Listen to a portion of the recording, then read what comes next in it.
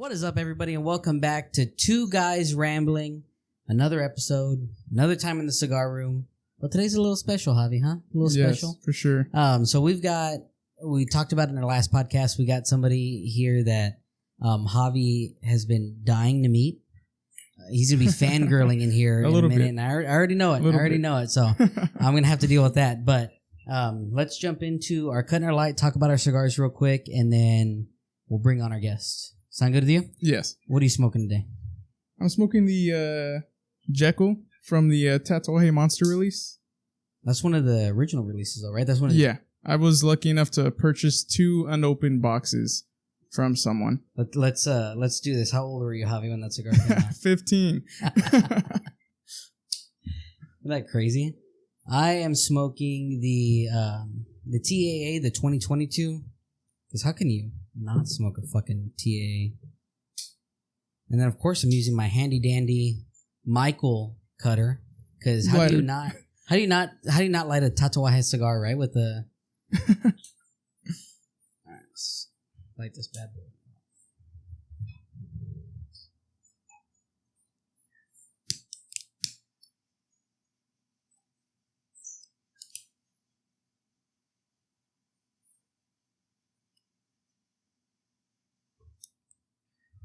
All right. God damn these cigars. I think I just love cigars, man. I think that might be my thing, man. I just love cigars. Too many cigars. Never too many cigars, right? That's not a thing? No. There's no way it's a thing. Who we have on today really needs no introduction, but we're going to give him an introduction anyways. You're talking about somebody who's been on countless numbers of the Cigar of the Year, from Cigar Dojo to Cigar Aficionado, everywhere. Has one of the most recognizable brands when it comes to premium cigars. Helps out with the CRA. I mean, you're talking about all-around good guy, especially when it comes to cigars. So, without stroking his ego too much, can we have Mr. Pete Johnson on? Mr. Pete Johnson, how you doing today? Good, man. How you been? How's everybody? We're doing good. And we're really start out by thank you for coming on here and doing this podcast with us. But since we started with our Cutting Our Light, what are you smoking today? I'm actually smoking a Nuevita Esteli. Let me see if I can get that in there. Great cigar. That cigar, I smoked one yesterday while I was trying to record it. Like, I hate talking to a camera. This is okay because we're actually having a conversation. Yeah. But I hate, like, recording things. Oh, gotcha. When someone says, hey, can you record me a greetings video? It's like, I don't know. It's kind of awkward. I didn't grow up to be an actor, so like it's kind of tough for me to get through it. So I had to do one for a club in Singapore, which I was happy to do. I asked them, you want to go live? I'm like, on a Zoom? I'll wake up at 4 a.m. I prefer that. They're like, no, we can't get it set up in time. So yesterday morning I woke up and did a video, and I smoked one of these, and it was absolutely just on fire. So I was very happy. So I had to repeat it. That's cool. You, the Tatuaje brand has been big. Me and Javi have known each other forever. We've been, literally best friends since we were born. And he started smoking cigars before I did. And one of the first cigars that he gave me was a Tatuaje Black Label. And that's one of the ones that kickstarted. Yeah, kickstarted, the passion and the love for cigars. And so ever since then, and we've been, start a podcast, all kinds of stuff when it comes 100%. To cigars. We're really close with the Rumbos and Joe Torres and all these guys that work at Club Humidor and stuff like that, and they've been close to us. Great group of people. They are awesome, man. They are awesome, and we were just able actually to buy the 10th anniversary of the Tatuaje Rumbo. Oh wow! And yeah, we just got a. Do box they still of have some? They don't. Yeah. It was from a private collection that we bought for somebody, but I don't know if we can say this on here, but we've kind of heard there was rumbles for a little while back during the COVID days that there might be maybe another one. Quite possibly. Right now, no. But I told Keith that if I were to do it, I would do it in a different shape. like a different size huge. altogether. Yeah. I mean, that's what they wanted, and I thought it was. I mean, I love the size if you have the time to commit to it. But sure. Honestly, I thought it might have been a bad size for a broad release as far as accepting by a mass group of people instead of, you know, it seemed like it was very focused towards one group of people and not like appreciated by everybody. Yeah, no, I got. We got them, and as soon as we got them, we lit one up and smoked one, and it was damn good cigar. Yeah, damn good cigar. So that was awesome. Today, I mean, obviously, we want to talk about Tatuaje, the brand, and what you think of the cigar industry right now and everything. But we also want to know a little bit about Pete Johnson. There you go. And that's one of the important things to us, right? So yeah. We thought about all kinds of jokes to start up with. We were gonna be like, so the political atmosphere right now, we were gonna get you. We were gonna get you now. But so with having started your roots in the LA music scene, I would say I side with Texas. Hey, there we go. Okay. And that's the way to be. We do too. So with starting out in the LA music scene, and what drew you from music initially, and then what drew you into music initially, and what excited you about that? Well, when I was a kid, obviously music was a thing, but it ended up being, I had some guys in my high school that needed a bass player. So I was like, yeah, I can do that. Yeah. It was actually junior high, I think, when we started it. And we ended up like recording some stuff and playing some battle of bands. And we had a lot of fun doing it. Cool. And then eventually high school came and I joined a new band that was a little bit more hardcore. And eventually, after I graduated high school in Gardner, Maine, I took off to Los Angeles to start a whole new life and actually join a real working and playing band. So that's cool. Yeah, it was a lot of fun. You're talking, 35 years ago. Oh wow, damn, that's cool. Yeah. So what? So did you only play bass, or did you? Can we find videos of Pete Johnson singing out there? Or? Well, I was a backup singer in the band. Obviously, while I was playing bass, we started off kind of like a little bit more like hair metal, hair hard rock, kind of like Skid Row-ish, and eventually progressed to more into like Stone Temple Pilots and Alice in Chains. The Stone Temple Pilots thing is funny because Stone Temple Pilots wasn't around. Well, they were around, but they weren't signed yet when we were playing. But ultimately, we sounded a lot like them. At least our lawyers told us that because we actually got dropped. We got dropped by our lawyers because they had just signed Stone Temple Pilots, and they wanted to concentrate on them. But ultimately, we always did a lot of harmonies. And so even though it was hard rock, heavy metal, we had a lot of background vocals. So no matter what, I was singing background. You still play it all now, or? I have guitars behind me in that room. But I pick them up off the wall just to goof around every once in a while. But I don't do anything live or anything like that anymore. Yeah, I've got a hollow body. My bandmates still want to. Acoustic. Yeah. It's an electric or a hollow body. Oh, right. Like Chuck Berry style hollow body. Yeah. What brand? This is Airborne, I think is what it was. We bought it at some small guitar shop here in San Antonio. I have a few semi-hollow bodies back there. This brand called Duesenberg, a buddy of mine, we became friends because he's a big cigar smoker and he loved the brand. And once I saw his guitars, I fell in love with his guitars. So I started... Any Tatuaje branded cigars or guitars? Guitars? No. I did a project with him a couple times to supply cigars for a project that he did with Johnny Depp, but that's it. Oh, that's pretty cool, though. That's really fucking cool. Mm-hmm. Javi? So, at what point did you kind of like move away from music and get into cigars? Well, I was still doing music when I got into cigars. I was, I think I might have been like 20 years old, and I was looking for something else to do in between my time, because we were a practicing band. Like, we would practice every night. We had a studio that we practiced in every night. So we had a lot of time off during the day, and I was always looking for something else to do. And I saw some people on TV smoking cigars. I go, that seems kind of fun. And I had smoked a cigar when I was a kid, but, you know, it was like a cheap cigar.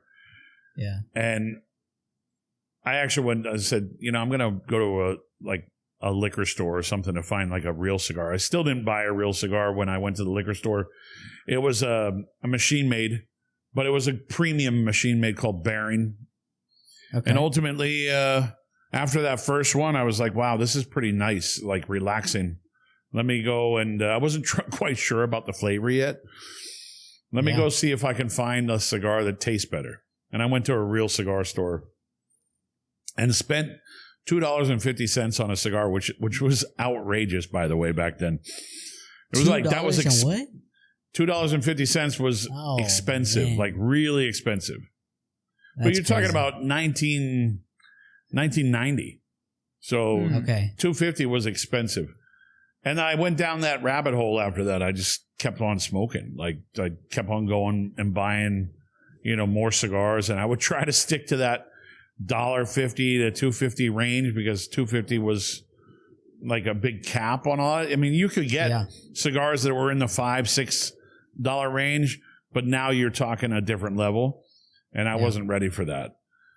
So I was buying a lot of bundle stuff, a lot of seconds of things. And ultimately, I ended up falling in love with a cigar called Private Stock by Davidoff, which at the time, it was actually a real second to Davidoff. Okay. They were graded out seconds, which didn't make the cut to be considered a white label Davidoff. Eventually, that cigar became its own brand, and they just started making them. But originally, it was like truly a second. That's cool. Yeah, that's kind of how me and Javi started smoking cigars when we were 18, and we were like, man, we're going to be fucking men, you know? Like, we're going to go smoke a cigar. And you see all the macho men on TV, right? Smoking cigars and stuff. And then we started smoking, and we started going through them, and we were like, damn, this is pretty good. It's a little tasty. And it just rabbit holed into that. Yeah, I mean, for me, I had to get used to it because I wasn't quite sure of the flavor. But then I started tasting certain cigars going, wow, this like tastes really good. Like, it's easy.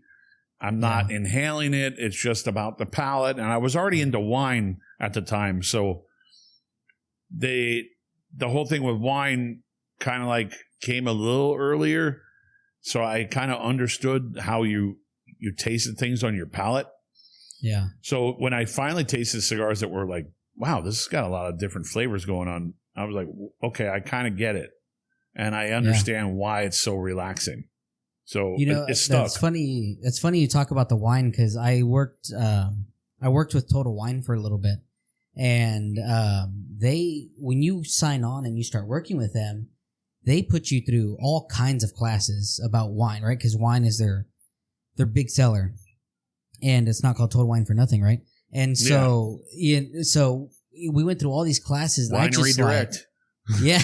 Winery Direct. Those yellow tags, man. Those yellow tags. No, I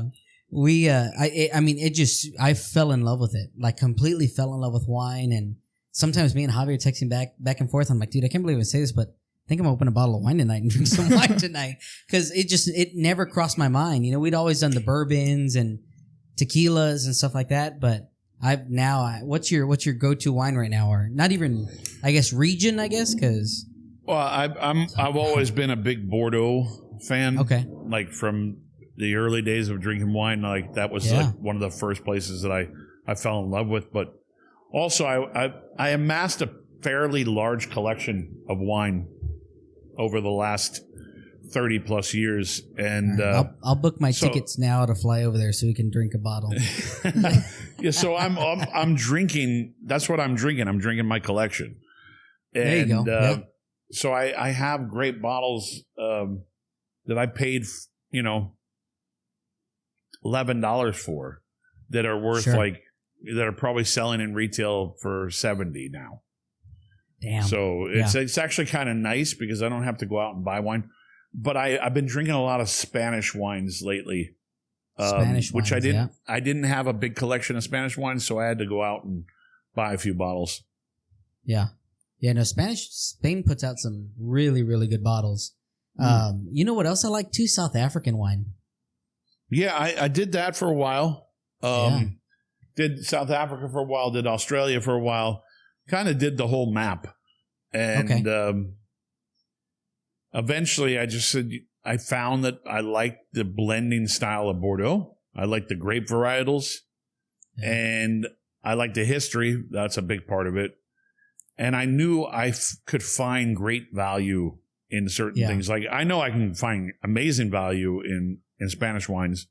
Yep. But, you know, the majority of what they use in Spain is Tempranillo. You know, that's it. Tempranillo, right? That's it. Yep. Bordeaux's, you know, Bordeaux, you have wines that they're using grape varietals that they use in Italy. They use them in Napa. And I just found that I liked the way that they did them in Bordeaux. And I was finding bottles of wine that, you know, were second labels of big chateaus that were selling for, you know, $12, $15, $16. And I'm like, that's my wheelhouse right now. Do you decant or no decant with the Bordeaux? New bottles I decant. Old bottles I don't touch. I will, if there's a ton of sediment in an old bottle, I'll strain it. Yeah. But I don't want to aerate it. And then for some people that's kind of backwards. Yeah. But I'll strain it just to get the sediment out. Gotcha. But new bottles, I think they need shit. Sometimes a new bottle needs a whole day to decant. Yeah. But I've had old bottles. I've had old bottles that if I had decanted it, it would have turned to vinegar in 5 minutes. Yeah. Yeah. So what would you say is like your most prized collection in wine right now? What's your bottle you're saving or? I don't know why I don't save them all. I do have a few bottles that I'm for some reason I'm saving them, but every once in a while I'll open up one of them just as a treat for my wife and I, but it's usually stuff that like I can't even afford anymore. Like when I say that, because when I bought it, the bottles were, you know, like $175. Now they're, you know, $3,000. Yeah. There's some bottles that I have that when they first were available that I couldn't afford back then, but I managed to scrape some pennies together to do it. They were like $300-$400, and now they're, you know, $5,000. Yeah. No, I'm the same. I have a wine menu. Sorry, I have a wine menu. I have a wine menu, not for my own list. I have a wine menu from a place in Tampa called Burns Steakhouse, which is a very famous steakhouse in Tampa. Massive wine collection. It's from 2001, the menu. They publish the menu every year. The menu back then, a bottle that sells on wine menus now for $35,000 was $1,100 on the menu back then. That is crazy. So like I really want to build a time machine. Yeah, no kidding, right? Go back, buy a couple bottles, stock up. Yeah, stock up and be happy. Yeah, no kidding. Yeah, because I can't fathom spending that much on a bottle of wine. But if I was in a restaurant today and I saw that bottle for $1,100, I'm buying it. Yeah. You know, and that's one of talking between wine and cigars. But I think getting into wine really helped me understand cigars a little bit more because it's kind of the same thing, you know what I mean, with the flavor notes and trying to pick things out. But when you talk about price, one of the things that I love about the Tatuaje brand is that everything is priced so fairly. Everything. It's all generally really good pricing. I mean, you've got cigars at all levels that cost you a couple bucks, and then you've got, you know, your $15 cigars, whatever it may be, but I mean, we have some of our cigars that are in the higher ranges, like, you know, $60, $70. But yeah. But the majority of what we make ranges anywhere between $7 to $15. Yeah. And then of course we have things like the Series P line out of Nicaragua that sells for, you know, $4.50 that we sell. There's a reason why we sell a ton of it, because of the price point, but also because it's a good cigar. Yep, for sure. No, I completely agree with you. But yeah, that's funny. That's why it's called Two Guys Rambling, because we're on Pete Johnson, then we're wine, and then we're cigars. Man, we just roll. No, with I like the name actually, because it just kind of go with the flow. Yeah, you know what I mean. It's a good time. 100%. So let's go back to what we're talking about, the first kind of couple of years with Pete Johnson cigars. Like, what was that first real exposure you had to premium cigars, and what sparked, I guess, that initial interest? What like, man, I wanted to start doing this. Well, it wasn't even I want to start doing this thing. Ultimately, I went to real cigar stores. I started going into real cigar stores where there was, actually a guy that would help you learn how to, buy the right stuff geared towards your palate. And of course, I was like, I just want to smoke everything. I want to see what's good. And those people in that store, the tobacconists would guide me and like, dude, you got to try this, because they were smoking them. So a lot of times the guys behind the counter were the ones that were guiding you to that product. And eventually I found like those certain items that were like, okay, yeah, there were a couple stores I went into that they would ignore me. Even to the point where, because of the way I looked, I had guys following me around the humidor because they were afraid I was going to steal something. Yeah. No, I agree with that. At the time, tattoos and long hair, they were like, okay, we got to watch this kid. But it didn't really, when I went down that rabbit hole heavy, where I started researching cigars and understanding why I like things better than others, that's when I was like, maybe this is something I can do now that music is kind of like dying for me. Sure. Because at that time, music, we broke up and we're trying to figure out what to do. And I'm like, shit, I have no job. And I was working a dead end job at a strip club. Yeah. I was literally like there? I was like a door guy. No. Yeah, I don't think they remember who I am.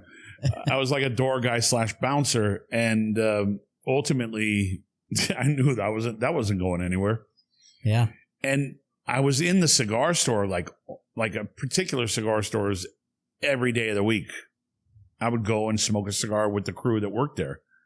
Yeah. And then one day, it was right as the boom started happening, one of the guys, showed up at that work that I was at, and he goes, "Hey, I wanted to see if you wanted a part-time job helping us on Sundays." I go, "Hell fucking yeah." Like, I knew I needed to get out of the other job I was doing. And ultimately, it ended up being the best decision of my life, because that part-time job of me working, one day a week turned into me working every day of the week within 6 months. Yeah. So I think that's kind of close to us too, right? Like, we started hanging out with the guys at club and got real close to Joe and Keith and all those guys. And we'd walk in there like, dude, you have to try this fucking cigar. We got this in, try this. And it got to the point where sometimes we'd walk in and we didn't even do anything. They just grabbed cigars for us and like, try these. And so we'd go try those and just fell in love with it. And right when you walk in, right, first starting out, it was Tatuaje, My Father, Room 101, Padron, you know what I mean? Like all the big guys, like Fuente. Well, ultimately, man, like I always say this, like, if you have a good tobacconist, like you obviously do. I mean, the Rumbos have been around forever. And I remember getting my first phone call from the Colonel when he was still around. And nice. Him asking me for my cigars. And that was like that to me was like the Pope blessing me. You know what I mean? Like that was the moment that I knew that I kind of hit like the big league, because he was like an icon in our industry when it came to retail. So when you got his phone call asking for your cigars, that was like, okay, the Pope just bless you. Yeah, yeah. So you're obviously getting into a great cigar store.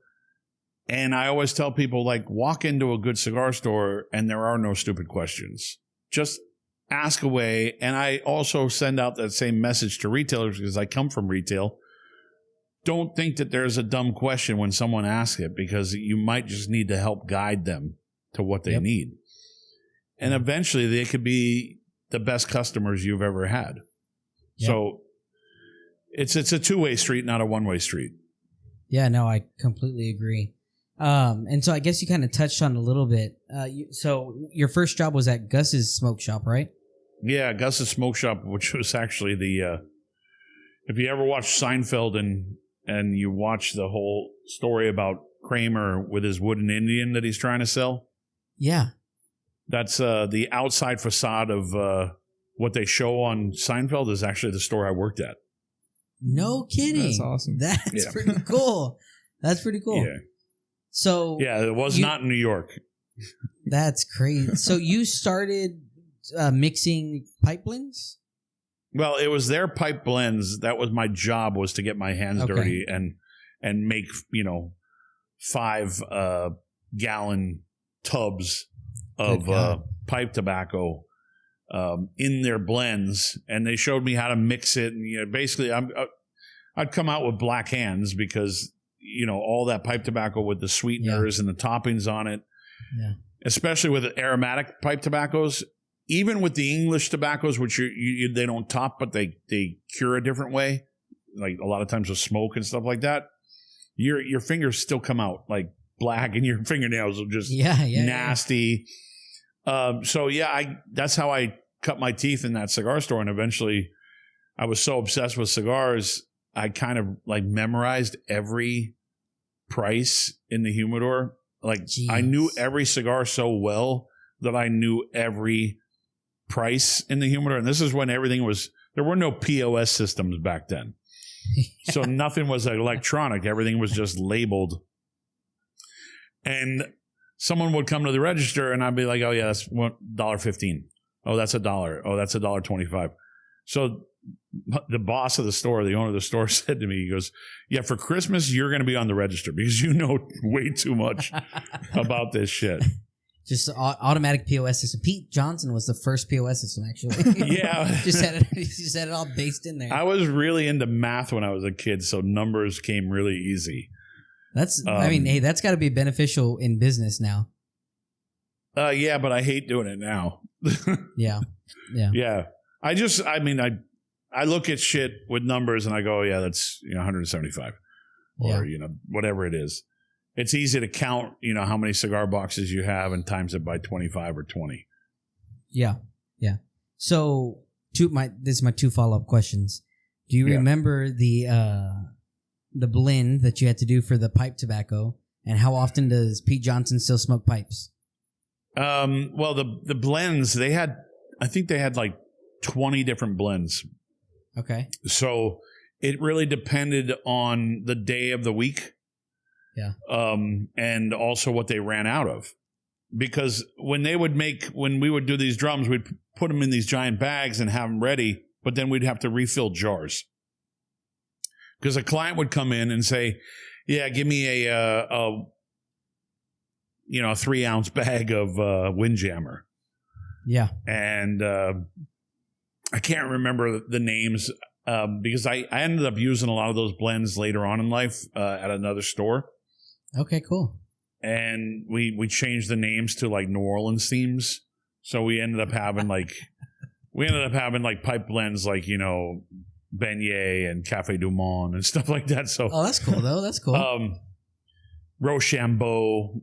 But I remember one was Lane Limited 1Q and consolidated BCA with shit. And it was like equal parts. BCA 1Q and I'm trying to remember the last ingredient, but it ended up being like a 30-30-30. That's cool. And it was just an aromatic.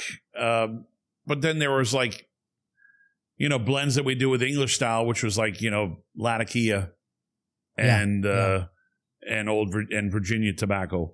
So that was it.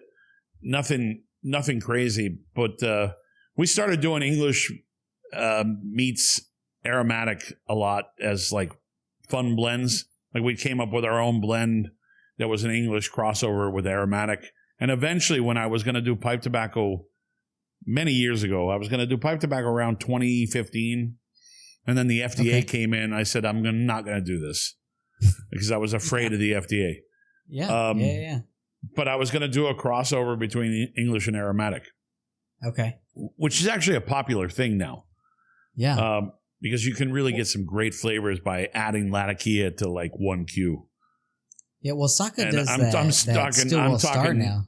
Yeah, that's a cigar blend. There were cigars that were pipe tobacco cigars. There was actually one called Piper back in the day. Really? Yeah, I think it was Charles Fairmorn was the company that made them. Charles Fairmorn Pipers. And it was a cigar made with pipe tobacco inside. Mm.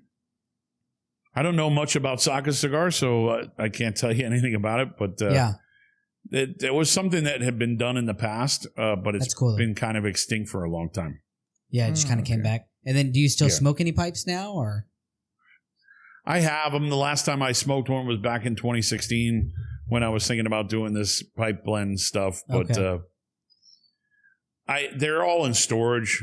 They're all kind of like buried in bins at my office in Los Angeles, and I live full time here in Miami, so I don't think I have one pipe here. Oh, every year, me and Javi go down this rabbit hole. We're like, oh man, we're gonna smoke pipes. They're badass, like they're cool. And then you sit there and you pack it for 20 minutes, and then you sit there and light it for 5, and and then it goes out. So so, and then we're like, fuck this. Let's go back to a cigar. Let's go get a cigar. It's really tedious, right? Yeah. It's actually one of those things that I don't know. I think some people take joy in it and some people don't. I used to love it. It was like my Sunday thing. And that was like something I would pick up on a Sunday and sit. And I had this old chair that was like decorated in golf, like patterned material. And I would sit in that chair inside my living room and smoke a pipe. But immediately, as soon as I was done with that first bowl of pipe tobacco, I was like straight back to a cigar. So yeah, it's all the time. That's what we do. I got it. You said golf. Do you play golf? I used to when I was younger. Yeah. My shoulders don't work as well as they used to. Yeah. Yeah, I play a ton of golf. I enjoy it. Do you? I played in college and stuff like that, and so it's still a huge passion of mine. And that's my second baby. That's my second baby. Yeah, I never went to college, so my college was cigar camp and the Sunset Strip.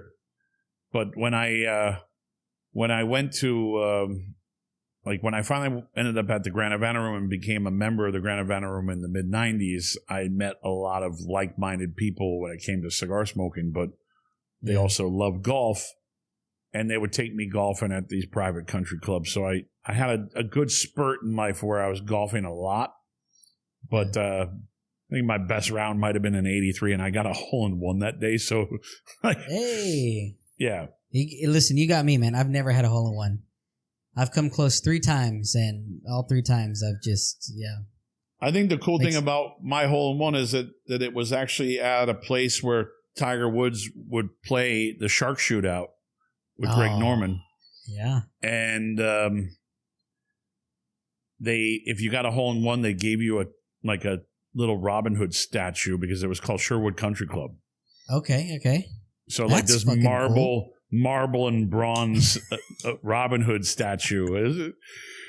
I think the guy that I was with who might have had a lot of money, for sure he had a lot of money because he used to own Guitar Center. The guy I was with, he kind of paid for everything. Cool. Like he paid to have the bottle come out, to the golf course 2 holes later. And it was a bottle of Dom Perignon. Oh man. And then it was funny. He was like, hey, you have to buy drinks. And I was like, dude, I looked at my buddy. I said, I don't have any money. Yeah. And the rich dude looked at me and goes, I got you. Don't worry about this. Oh, that's super. Awesome. That's a badass story. How are you going to do this one? Yeah. Well, I was going to ask, did you have any, working at Gus's, did you have any pet peeves that customers would do, whether that be lick their cigar and then use the community cutter or something like that? Well, I would say even back then, people would do it, but we had this. We got really good with using these scissors, like these cigar scissors. Okay. So back then, a lot of the customers wanted their cigars cut for them. Ah. I think that culture has been lost over the years. Like most now is like, no, I got it. But every once in a while, we'd have someone come in and lick their cigar all over and then use the community cutter. And we'd look at him like, hey, dude, you bought a cutter. Congrats, man. You never know it. Because back then, like a Xeno cutter, which was like one of the first like double guillotine cutters out there. A Xeno cutter was like $50. So they weren't cheap. Yeah. No. There were a lot of good companies that were making cutters back then that don't make cutters anymore. Savinelli was making a great cutter in kind of a different shape than what Xeno was doing. But yeah, that was that moment that the pet peeve was like, oh, why do you got to do that? I think fast forward, the one pet peeve that I had though was like, I'd be at the Grand Veteran, which is a private club in Beverly Hills. And there are a couple members that were notorious for like fishing out cigars out of the ashtrays and clipping them and then finishing them. I'm like, wow, that's gross. I'm like, man, that's a cheap motherfucker. Yeah, for real. Damn. No, they're like, someone's wasting that cigar, so they would cut enough down on the cigar where it was like, obviously not slobbered on. Yeah. And they would finish it. I was like, buy a new one, dude. Yeah, for real. At least go buy a cheap one or something, man. A couple bucks.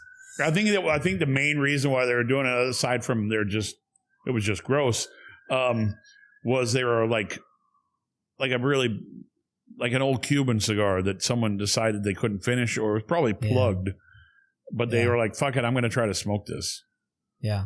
So what's your go-to cut now? Do you ever do a V cut or anything like that? Well, because I don't know if that's you can me. see this. I did that with my thumbnail. Okay. Yeah. No so I use my thumbnail. That is crazy. That's a skill if I have, man. If I have to cut a cigar, I will. If it comes to a case where I have to cut, like I want to make sure that the cap is like really clean and intact, I'll use a perfect cut. Okay. Which is like just a backed cutter, double guillotine. Yeah, you should pop it on there, right? Yeah, we make them, so like we have our own little version of them that work really well. The blades are super sharp, and I can never go wrong with those. And if it's a torpedo or a bellicoso, and I know that, like, if I just snip it once because it's a perfect cut, I'm not going to get enough off of it. I'll snip it like 4 times with the perfect cut, and it's like slicing ham after that, Yeah, me and Javi have a nonstop battle because V cuts fucking suck. And he loves them. He loves them. I hate them all the time. I fucking hate them. You know what it is about V cuts? I've always had that weird, like, I'll do it just to try it, but then it's like I like you start playing around with the cigar more because it's like it's got this divot in there. You're not sure quite what to do with it. Yeah. So I think they cut really clean, and I've seen some great V cut cuts on a torpedo is kind of interesting. It looks like a fishtail after you do it. Oh, I could see that. Yeah. But I don't know. I just got used to straight cutting, and of course, my thumbnail is like a bullet cut. So they fucking suck, Javi. So I just want that. I just want that to be stated. I got you. Okay. They don't suck. They cut really well.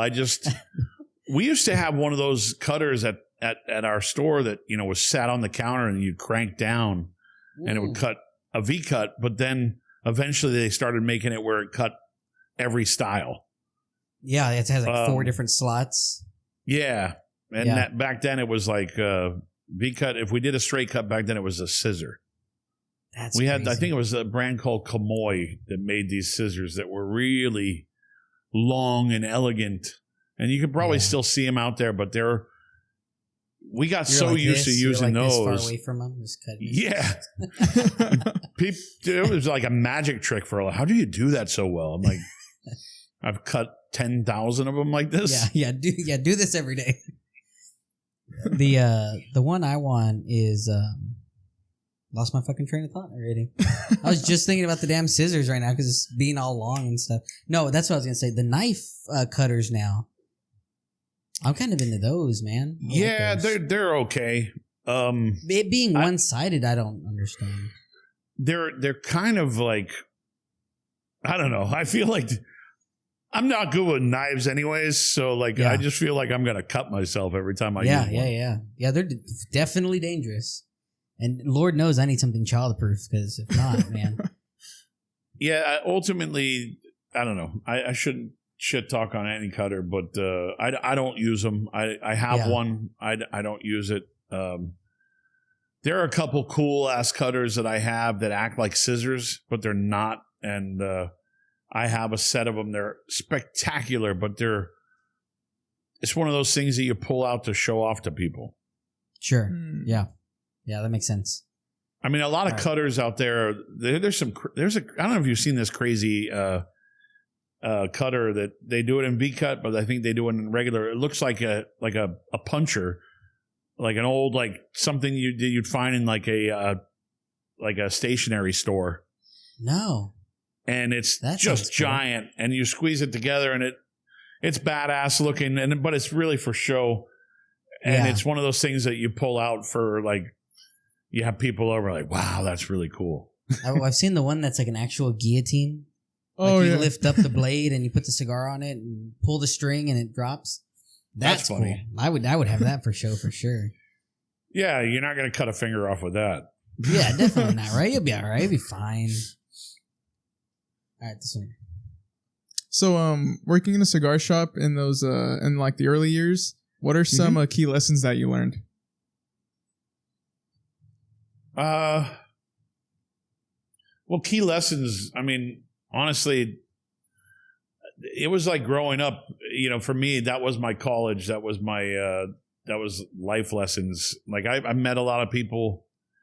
Smoked a cigar, smoked a lot of cigars with a lot of people that I never thought I'd be able to smoke a cigar with.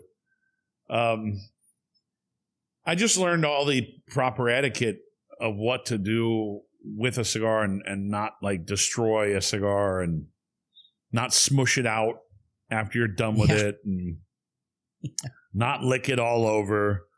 Yeah. The little things, I don't know, man. I think for me, learning the retail side first was a good experience for me later on in life when I ended up having my brand. But it was really about cigar etiquette. No specific thing, just I will tell you that when I was really nervous around celebrities because this was a store where a lot of celebrities would come into. So I would usually let my boss, the owner of the store, handle it. But I think the most nervous I ever got around a celebrity was when Kim Basinger walked in the store to buy Alec Baldwin, at the time was her husband, to buy him a Christmas gift. And I was like, yeah, I can't do this. I walked straight back to the owner of the store. I go, can you handle this one? Because she's making me way too nervous. That's pretty funny. So when did your first dreams of starting your own brand and that ball kind of start rolling, and where did that start at? Well, my guitar player in my band, who we were still friendly and we were all doing our own things, but his dad, who was kind of like this mentor to us, he was like a QBC guy. Still to this day, you see him on TV in the middle of the night selling the little giant ladder and the Red Devil grill and shit like that. The paint roller for plus. Real? Yeah. His name's Jan Muller. And Jan Muller was this guy that my guitar player's dad, but he was just like this superhero for us. And he called me. Actually, he didn't call me directly. Jason called me and said, "Hey, my dad is looking to see if you want to make a cigar because it seems like a trendy thing to do right now. I go, yeah, I absolutely want to make one, but I don't have any type of money to do it. So I ended up having a conversation with Jan, and he goes, no, we can fund it, and we just need someone to kind of manage it and understands cigars. So I went down to the Dominican Republic and I started searching, and ultimately everybody that I wanted to work with didn't have time because it was in the middle of the boom. Yeah. And there were a few other companies that I was like willing to work with that I was friendly with, but they just wanted to reband one of their own cigars. So I kind of gave up. I got back from that trip and I told Jan, I said, listen, it's not going to happen. I obviously don't know enough about that side of the industry to kind of work my way through, navigate through like how to really get our own cigar done instead of someone else's. So ultimately, I kind of gave that up. And it was a total of 10 years by the time I started working retail before I finally, met the right guy that was willing to let me work on a cigar with him. And that was Pepin Garcia. Oh, that's super cool. So Tatuaje, I don't know if you know the backstory. Tatuaje was the first client to Pepin Garcia. Oh, I had no idea. The first cigar that they ever made for full production was Tatuaje. Wow, that's cool. The second cigar was Don Pepin Blue. Yeah. Damn. And then, of course, Vegas Cubanas and then El Rey de los Habanos. But the first cigar they ever produced was in early 2003 or the spring of 2003. Yeah. And then fast forward to the trade show, I think it was August that year, they had, I think it was, August of 2003 in Nashville, Tennessee, or July of 2003 in Nashville, Tennessee, they had the Don Pepin Blue at the trade show.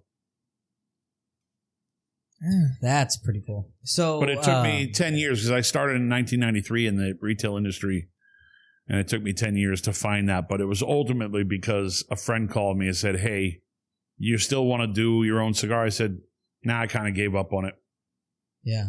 And he goes, well, I have a guy that might be able to do one for you. And he even called him like Pepe or something like that. He didn't even call him Pepin. Oh, that's cool. So they came out to Los Angeles. I met Pepin, and that was it. Man. But and 10 years is a long time to not give up on your dream. Yeah, well, okay, so after the mid-'90s of 96, when I tried to do it the first time, I was only 3 years into the industry, gave up on that whole process of doing my own thing because I was working full-time by that time at the Grand Havana Room. So 2003 comes, and I meet this guy, Pepin, and he literally built the cigar to my palate. Oh, that's cool. So, do you still use that same blend in any of the cigars, or? Yeah, that's the Tatuaje brown label. Okay. Damn, yeah, so anything that has that brown label is based off of that first blend. That first blend. That's cool. Yeah. That is cool. So, little piece of history is still there. You can still go back and smoke and. I will say the only thing we did change something though after a few years because we were having trouble getting the wrapper from our supplier at the time. And we ended up switching to Habano, Ecuador in 2006. And so by the time we got to early 2007, I was completely shifted from Corojo 99 to Habano, Ecuador. And eventually we ended up using Corojo 99, but in a different way with the Miami stuff. And it's now on, if you look at the Coho New 2012s, we're actually using Corojo on one of the wrappers, but it's like actually more of a lower priming Corojo to give you that more rosado color. Gotcha. I fell in love with that colorway because when we started, Tatuaje was a little darker. It was not your typical cigar that was on the market. A little darker than most Cuban cigars, and then a little stronger than most Cuban cigars. So when I had to switch to Habano, Ecuador, it was the best alternative that didn't change the blend. For me, Got it didn't you. change it enough that anybody would really understand it. But me being how I am, I wanted to make sure I told everybody. I didn't want to I didn't want to leave this secret, out in the world of like, oh, he's not really using Corojo anymore. He's using this. So I made sure I told everybody. That's cool though. That's cool. You don't see that a lot. I mean, even now you don't see that a lot of things change, like people just try to keep recipe for this. Yeah, the recipes always change and no one tells you anything. Yeah, which sucks, because and it sucks for guys like that are the cigar nerds, right? Or the cigar geeks and we want to see the difference and we want to taste the difference and stuff. And that's why we're really vocal about telling people what is on the wrapper of the cigar. I'll tell you one of my favorite recipe changes ever. Okay. When I was younger, I was really into jujubes. Okay. And also juji fruits. But jujubes, I don't know if you ever had jujubes, but they're really hard sometimes. So you have to stay away from them unless you want to break your teeth. but juji fruits were softer and more gummy, and they had a green one that was actually mint that I loved. So they had black licorice, mint, and then they had orange, lemon, and whatever the raspberry. It was a red color, so I think it's raspberry. And one day I opened a box of jujubes, and the flavor of the green was lime. I'm like, what the fuck happened? They didn't tell anybody. Oh. So I think it's the company. Is it Heidi's? Is that the name of the company that makes these things? So. Yep. They didn't tell anybody they changed the recipe. Oh. And for years before the internet happened, you couldn't find out. And then one day, it was just recently, I was like, you know what? I'm going to prove to myself that they changed the fucking recipe. They changed the fucking flavor. And I Googled it, and up pops, up until this date, they were using mint as the flavor, but they found that during market research, mint was not a desirable flavor, so they got rid of it and changed it to lime. I go, fucking cocksuckers. I want to call them and see if they'll come back out with like a limited batch of the mint ones. Some mint tatuaje jujubes. The juji fruits. Juju fruits. It really killed me. So I think that was like, if I'm going to tell someone about a blend, I'm going to keep some secrets, obviously. I'm not going to tell you everything that goes into the cigar. Yep. I'm not going to tell you where the placement of that leaf is. Yep. Every once, like I've told people in the past, like, oh, what did you do in that cigar? I said, I put a little broadleaf in the filler. And then, another company starts putting broadleaf in the filler and they start claiming it as their own thing. I'm like, dude, I've been doing that for years. Yep. Like, you didn't invent that. It's not even something I invented. I'd heard about it from way back when I decided to try it. So, like, don't try to make it your own, like that you invented it, because it's always been invented before you. Yeah, that's the hard part, right? About sharing your recipes and how you're doing things, that somebody somebody will always try to pick it up, especially for a brand like Tatuaje, right? That does so well.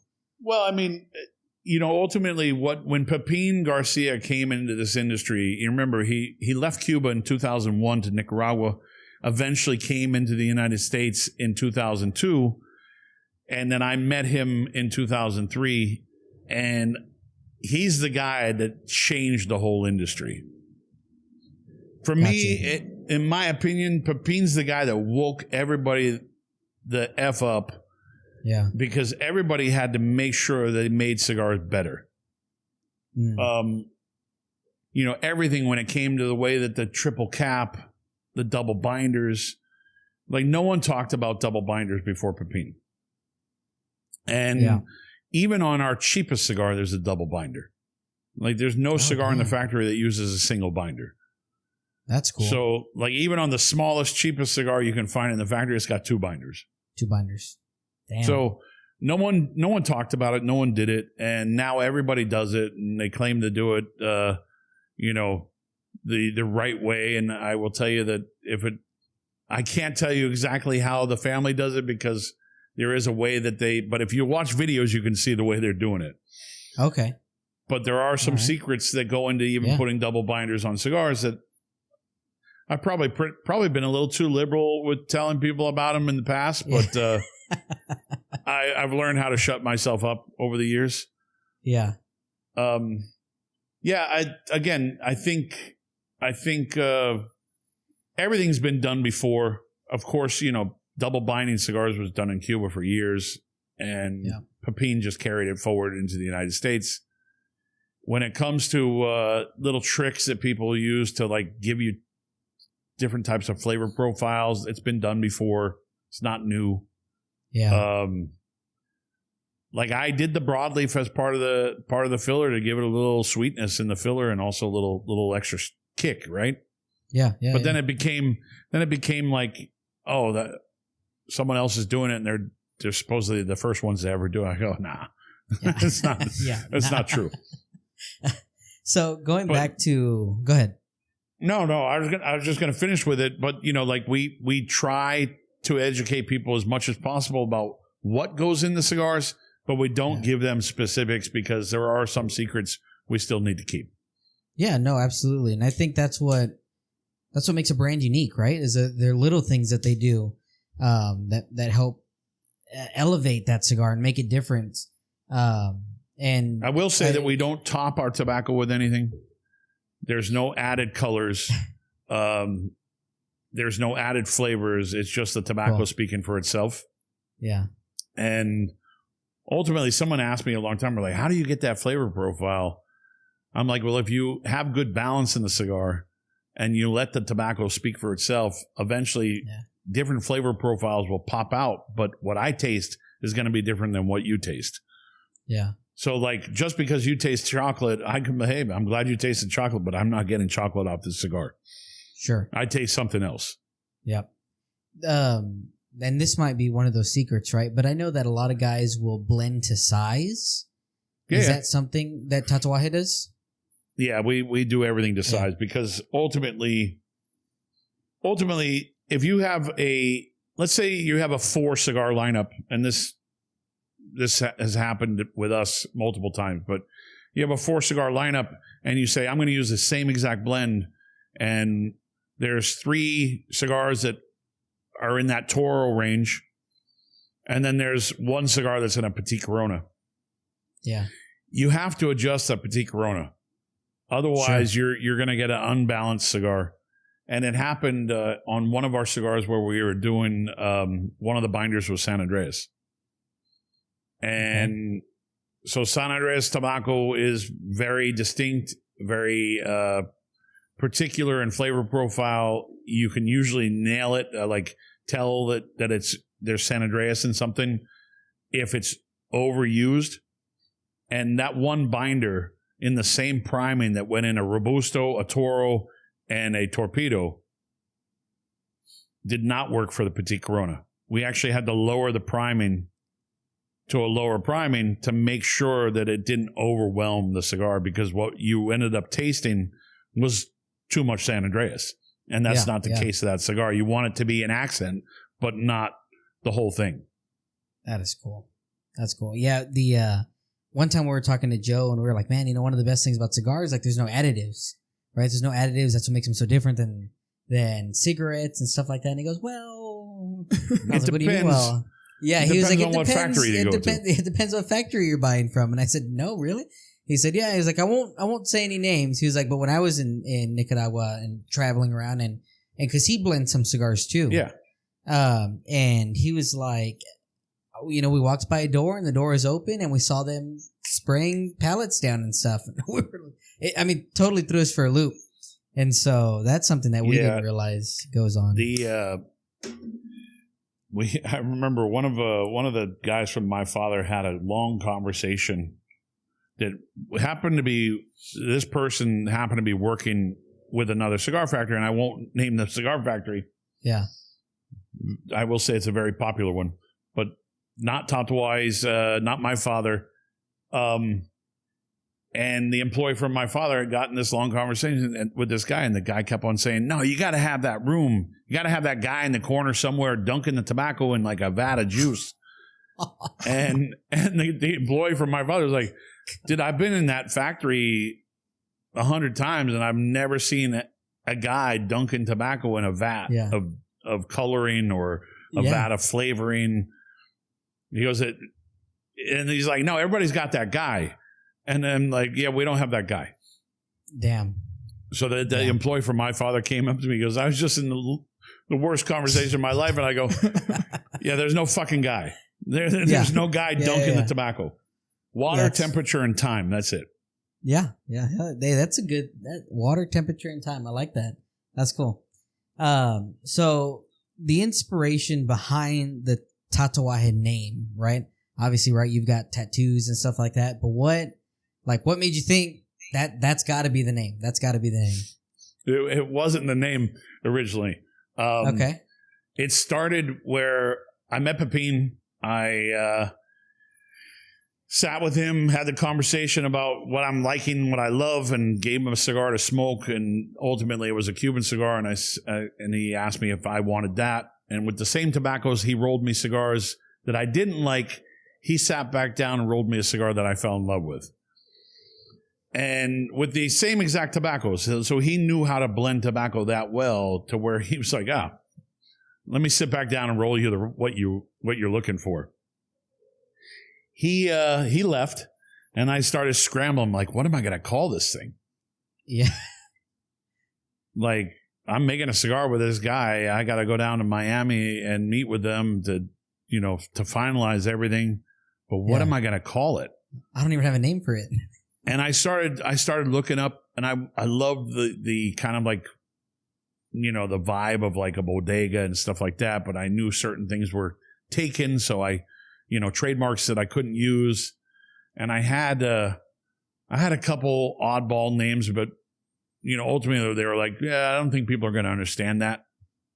And that sounds more like a size name than it does a brand name. And everybody called me Tattoo Pete. Well, one was called Cartucho, which would be great for a small cigar. Yeah. One was Sultano, El Sultano. Okay. Not to be confused with San Lotano, El Sultano, which El Sultano I think is like the basement. Yeah.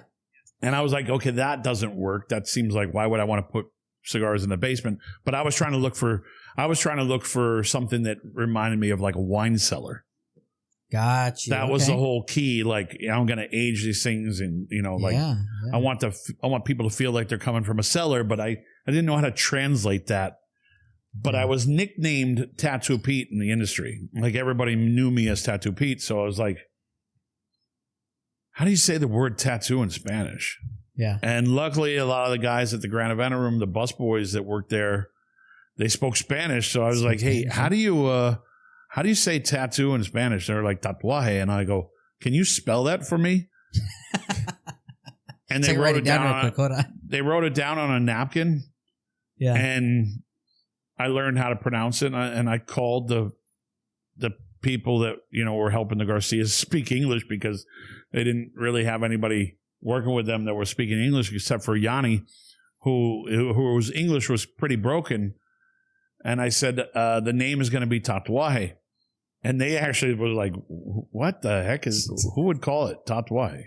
Yeah. So ultimately, it was like, there's no way that this kid is going to call this cigar Tatuaje. Yeah. And Pepin told the family, well, he's got tattoos. So when I showed up in Miami to have one of my first meetings with them, the whole family looked at me and go, oh, okay, we kind of understand it, but they were also skeptical. Like, does this guy go to prison? Does this guy do anything wrong? Why does he have so many tattoos? I'm like, no, I was a musician. Like, okay, we kind of get it, but yeah. Tatuaje ended up being the name, and it was like probably the worst name to ever use, because I needed something that meant something to me. And the nickname in the industry, Tattoo Pete, really meant something to me, because everybody knew me as Tattoo Pete. That's cool. Because when I was showing up on the trade show floor back when I was nicknamed Tattoo Pete in the early 90s, no one had tattoos visible. I was like the only guy with a visible tattoo. Like, I had a sleeve, and no one showed off tattoos like I did. Yeah. And there were times where I actually tried to cover them up because I was afraid I would offend people in a very proper industry. Come to find out, the industry is not so proper. Yeah, no kidding, right? The with the trade show and stuff like that now. Next year it's moving to Louisiana? Yeah, New Orleans, yeah. New Orleans, right? What do you think about that change? Well, we've been there before. Yeah. I like this time of the year when we're going in April. I think, is it April? Yeah. We're going in April. And it's going to be much better weather than previous years. Yeah. Like we were there 2 weeks before the hurricane came through. Oh, that's right. Yeah, before it flooded, right? Yeah, before the whole place flooded. So we kind of, and you couldn't go outside. I mean, we were there years after too. And if you wanted to smoke a cigar outside, it was just miserable. Too. It wasn't so bad during the day, but nighttime you're just sweating the whole time. Hotter than 2 field mice fucking in a wool sock. That's an old Texas saying for you there. You take that one. Take down to Miami. So I think this year we're gonna try to go to the show and as like media, right? Try to do that if we build this platform bigger. But what would be some advice you would give to us going to a trade show for the first time? Don't fangirl? Yeah. Just respect everybody's time. I mean, that's it. I mean, you obviously seem like you're like that anyways. Like walk into a booth and see if anybody's available to talk to you. Yeah. I'll make time because that's what I do. I try to stay out of the way. Like it's hard for me to sell cigars. So I try to stay out of everybody's way. Yeah. And I'm there to do media. Yep. Yeah. So makes sense. But best thing to do is just check in. Like, do you have time? Or even try to make an appointment. But I usually tell people I don't do appointments, but just show up. I'll make time. That's cool. That's really, really 100%. cool, man. Yeah, and that's one of the things that there's not very many people I feel in the cigar industry at your level that will, this is me outside looking in, right? Like, that would make that time like that. And, when we were trying to figure out guys to put onto this show to help build this platform, we're like, dude, we got to get Pete Johnson on here, dude. Like, that's one of the guys we got to get on here. I'm in a weird level, though. I'm like in what I call purgatory. Because I'm no longer boutique, but I'm not big either. You think Even though if you look at the brand as a whole, we're fairly boutique. If you look at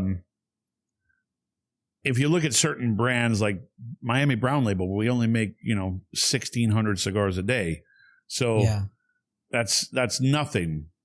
So that's boutique. Yeah. I got you. But as soon as you go to Nicaragua and you get into a factory that's making 100,000 cigars a day, maybe that's not so boutique anymore. But if you look at the individual lines, they're actually fairly boutique. That's like cool. Nuevitas, we probably make, 40,000 cigars a year of it. Really? That's pretty boutique, yeah. Yeah, I didn't realize that was. That's pretty fucking cool. I think we're spoiled that club because they have so many. There's a weird kind of like image of Tatuaje being this big company, and as a whole, we're fairly reasonably sized. Yeah. But as individual brands, because of how many different lineups we have in our portfolio, each of those lines are very boutique. Yeah, well, I think that's a big thing too. Is that like the following makes it look like a massive company, which it is, right? But the following is like fucking crazy. Now, they're not as bad as some other followings that are out there, but like me and Javi are in our 20s. So when we walk into a humidor, they think like, oh man, these guys are just starting out. And everybody's like, oh man, you got to try this. You got to try this fucking Tatuaje, man. Yeah, this is what you got to try to smoke. They're like, all right, man, yeah, sure, we'll go try some of those, even though we smoked them a million times.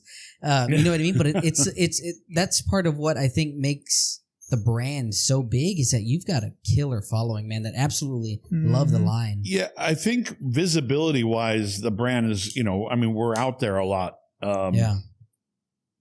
we don't ship to as many stores as most companies do because we just choose not to. We focus on, a smaller, lower quantity, quality over quantity. Yeah. We end up having a fairly big following and noise level when it comes to Saints and Sinners, so that's a fairly big following right there. Then the visibility of the company when it comes to the documentaries that we've done, and also the visibility of the company when it comes to the CRA and the PCA and the TAA. So like we're very upfront, but ultimately when I sit in the room of the CRA, I'm the tiniest guy in the room by far. Because I'm in the room with George Padron, Rocky, Carlito, the guys from Oliva, JC Newman. Like I'm definitely the small guy in the totem pole, but I try to punch way above my weight class. Yeah, weight class, yeah. Because I want to support the industry just as much as anybody. Yeah, and I think that's one of the cool things. CRA is fucking phenomenal. Can you touch a little bit? How did you get involved in that? How did you? I've been involved with the CRA since it was formed back in 2008. I went on the first tour that they did. I actually only went to one night because I couldn't afford to go to multiple stops. They went to like 5 different stops, I think, on that tour. And I remember being with Rocky in the middle of I think it was we were out at like 5 a.m. He goes, "Here, go to us to Minnesota. Go with us to Minnesota." I go, "Dude, I can't. I already got my plane ticket booked back to Los Angeles." And we ended up heading to the airport at the same time. It was like 6:30 in the morning, staying up all night. And even to the last minute, he was trying to convince me to get on the plane to Minnesota. I think that's where we were going, or Indiana, wherever it was. Yeah. And I said, "Dude, I'm going back to LA." That's funny. Yeah, because I was very, very religious about my plane tickets. I didn't want to change anything. Yeah. So my goal has always been to get the pumpkin, right? The Halloween cigar. And when I first started really, really getting into cigars, maybe about 8 years ago, I don't know. I really started collecting them. That's when y'all had put one in the CRA pack, and I bought that whole pack for that one cigar. That's good to know. There was an Opus in there and stuff too, and usually a very rare Opus too, or a very rare Padron too. Well, even we're kind of blessed in San Antonio, honestly, because you got everything. you can get a little bit of everything, right? Yeah, you can't get a fucking Halloween cigar, I'll tell you that though. And so I bought that whole pack for that one cigar. I was like, I don't know how else I'm gonna get one. And this guy over here is always throwing it in my face. The last time you came in 2015, I think it was more like 2018 or 19. The last time you did, the bus tour. Yeah, we the bus tour. The bus tour was 17, I think. There you go, 17. So he got a 3-pack. Yeah, and that's the one that's the one I just can't get, man. I'm not giving those. He didn't buy a 3-pack. He would have gotten it as a gift from me for the purchase. Yeah. I bought it's buy the 20 and then you get the 3. Yeah. We use the pumpkins purely for promotion, and they don't really have a price tag on them. That's cool. But they're a gift with purchase. The only time you ever saw a pumpkin cigar in something that you could buy was with the Advent calendar. Oh yeah, and then also the one on the ball. And then also with the CRA pack. Yeah. But like with Saints and Sinners, we give 2 of them in a coffin. That those are actually made for as a gift, as to the members, showing that a portion of your membership is actually going to go towards the CRA. So what we do is we every year we do it hasn't been every year, but since we started this, we made 2 cigars in a coffin, and last year was 2 pumpkins, and this year is going to be 2 pumpkins again, different wrappers. Yeah, and that's like a gift from us, and a certain amount of money from every purchase of the membership kit goes back to the CRA. Sure. So try to find a way to join Saints and Sinners. Got it. On that. You want to get this one? Well, I was going to ask, what was your inspiration behind the Monster Series cigars? Oh, yeah. How did that start? A buddy of mine in Boston, him and one of my sales reps' brother owned a store called Gloucester Street Cigars, which is no longer there. It's been long gone for years. It was right in the center of Boston. And he kept on telling me I needed to do a theme cigar, something with a theme. Yeah. And I was working on something that it was going to be called Rivals.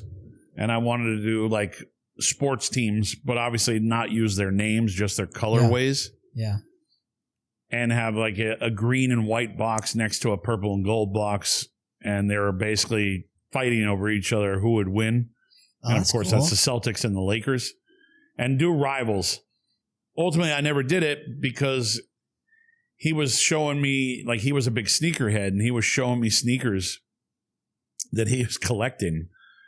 And this was way before sneakerheads were like a thing. Like, he was a big sneaker collector way early on.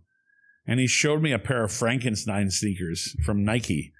And I was like, that's cool. That is cool. I go, oh, shit, monsters. I go, that's easy. And I said, then the first monster has to be Frank. Yeah. So I don't use the words Frankenstein. Yeah. You know, I try not to use full images.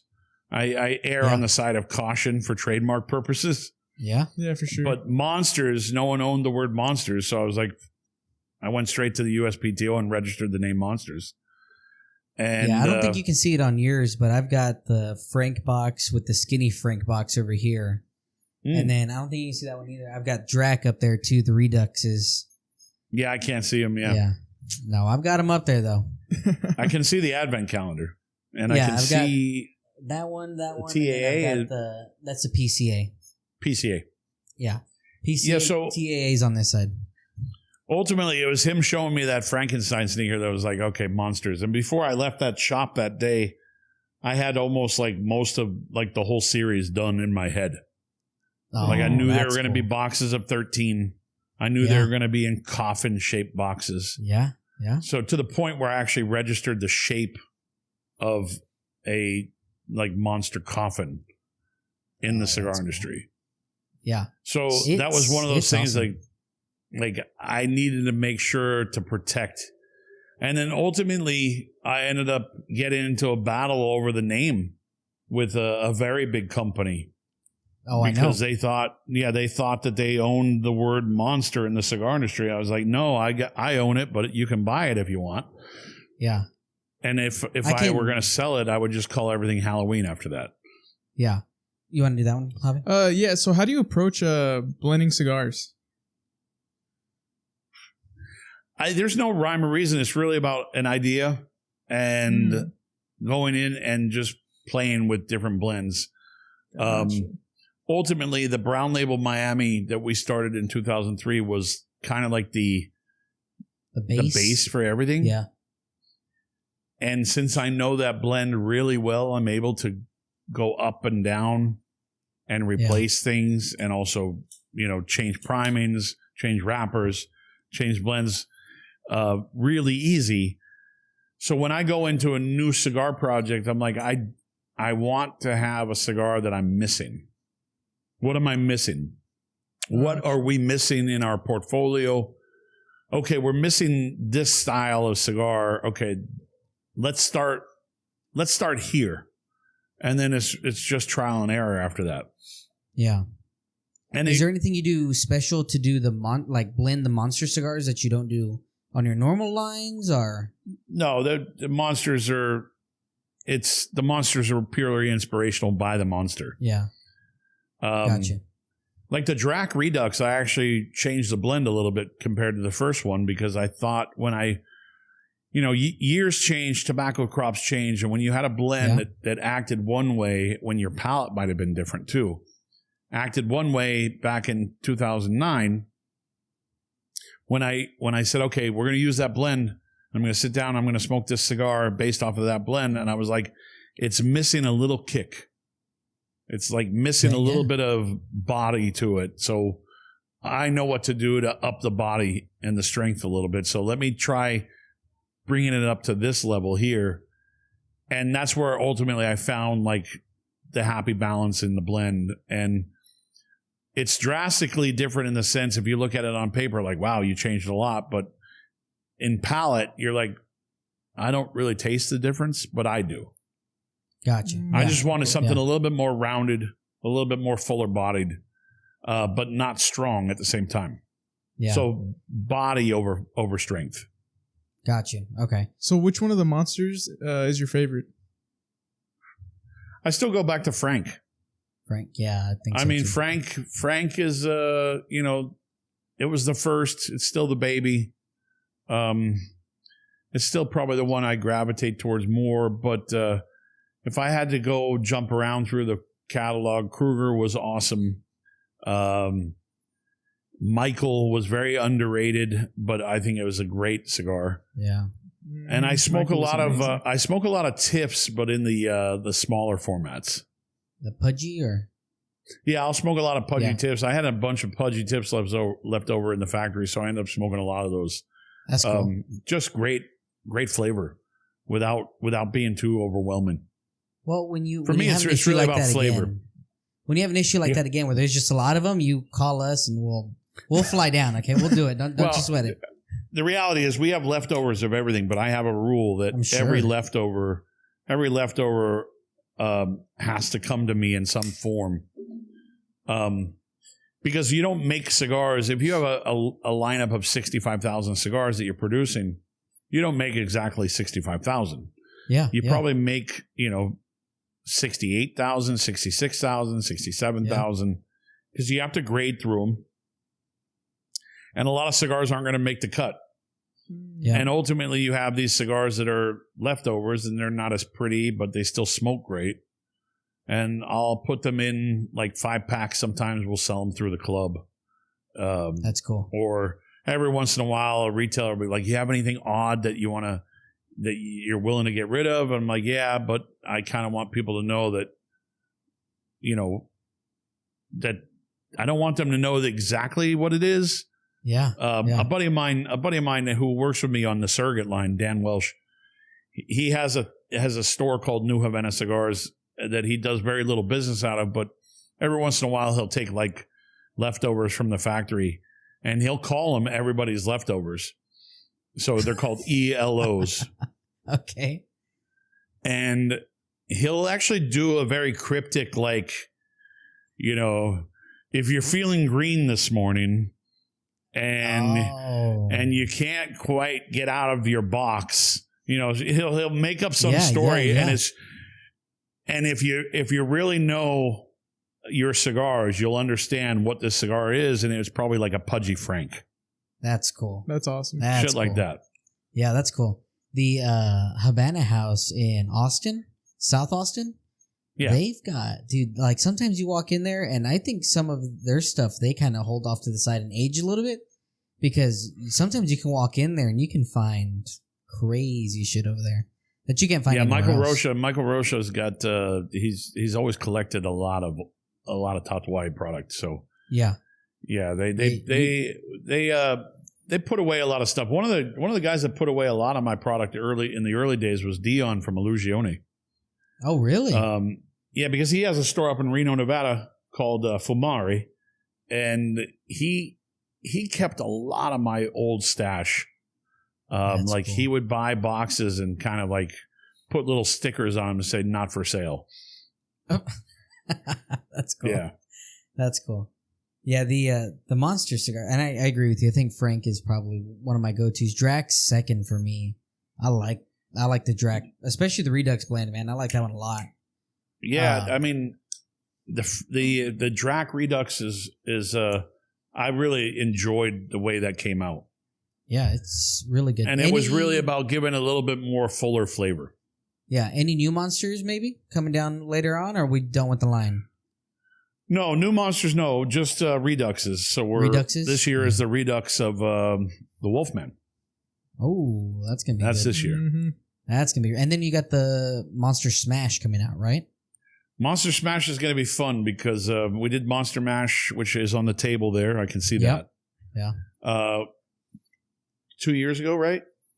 Was that 2022? Yeah, 2022. Yeah.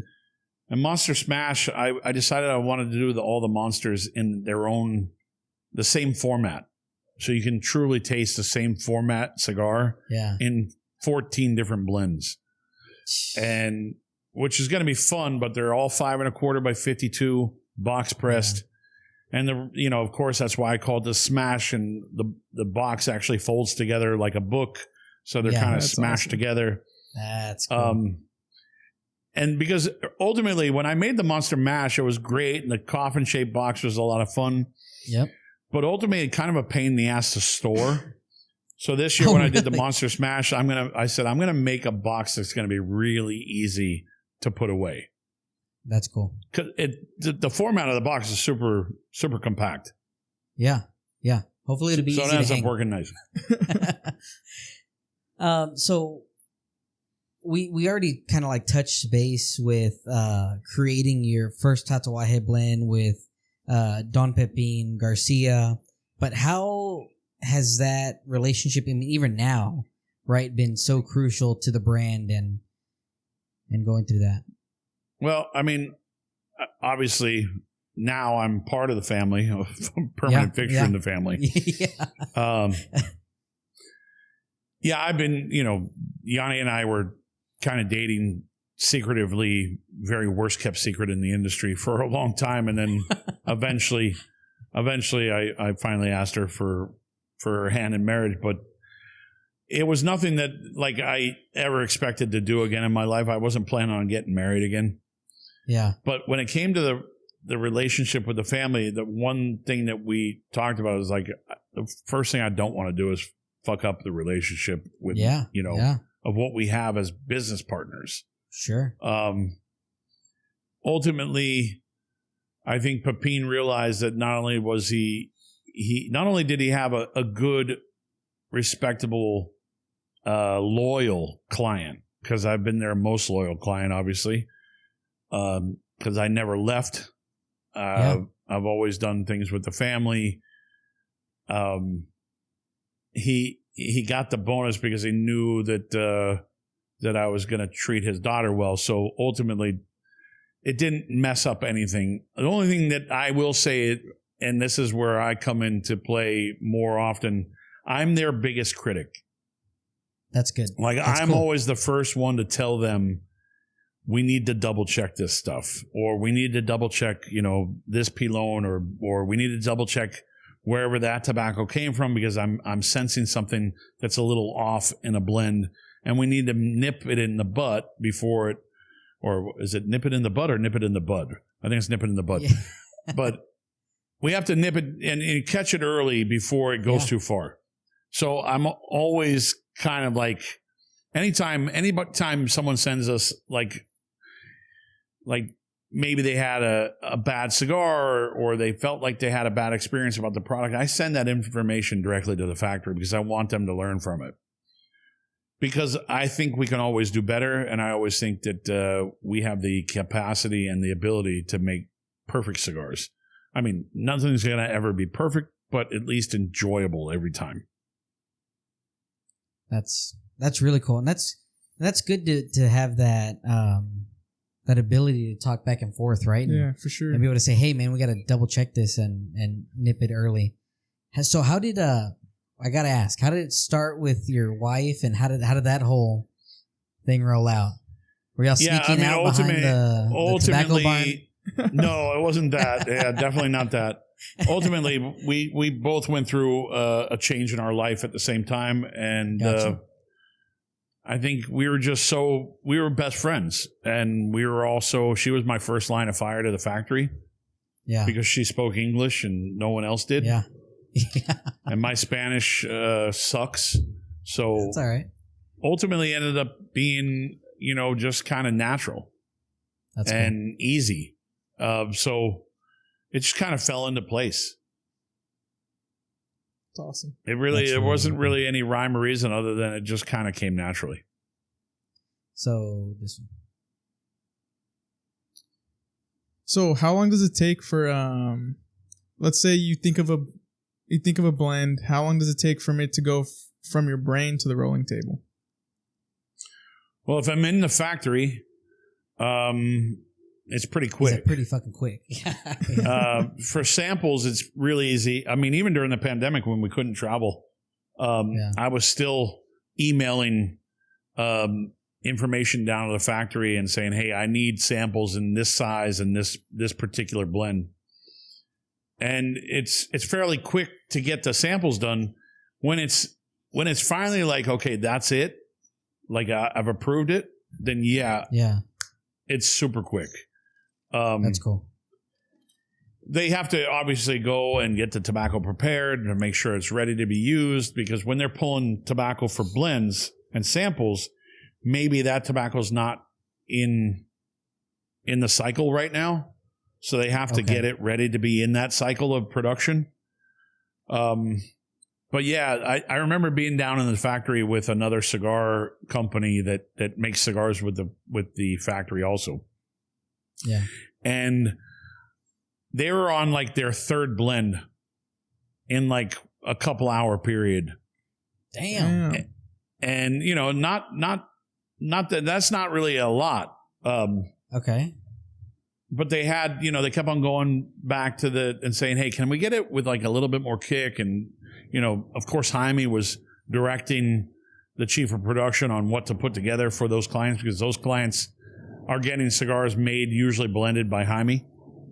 Okay. And of course, the client has the idea of like, I really want to use Corojo. And like, okay, what strength level are you looking for? We're looking for, you know, this strength level. Box press in these sizes, so he'll make the cigars for him. And the owner of that other cigar company looked at me, he's like, dude, I feel kind of guilty. I'm like, why? And he goes, dude, the first cigar was good. Yeah.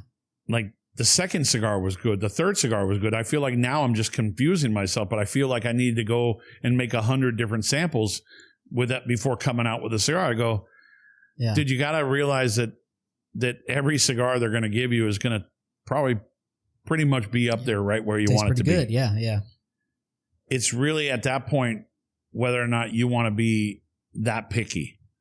And if you have already fell in love with it, don't overthink it, because what you're going to end up doing is you're going to overthink yourself out of a good blend. Yeah, out of a good blend. Yeah, that makes sense.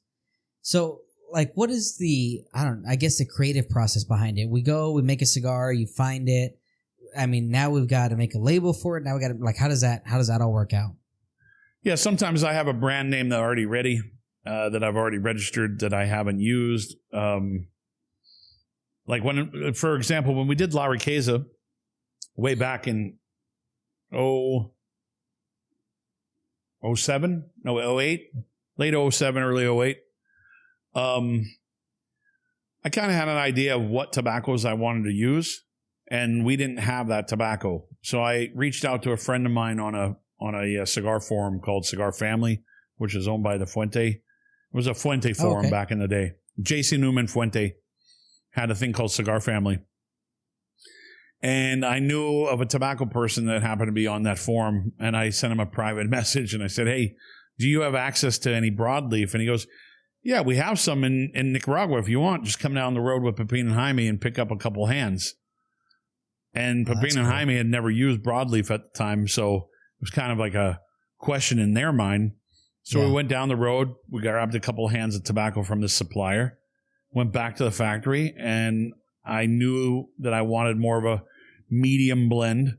So I used another blend that I already tasted that I knew that I liked. But I said, let's put broadleaf on that, but the cigars need to be box pressed. And when we first lit up those cigars, those samples, Jaime was like, holy shit. Like, even Pepin was like, okay, these are really good. And the Jaime, I think, fell in love with broadleaf that day.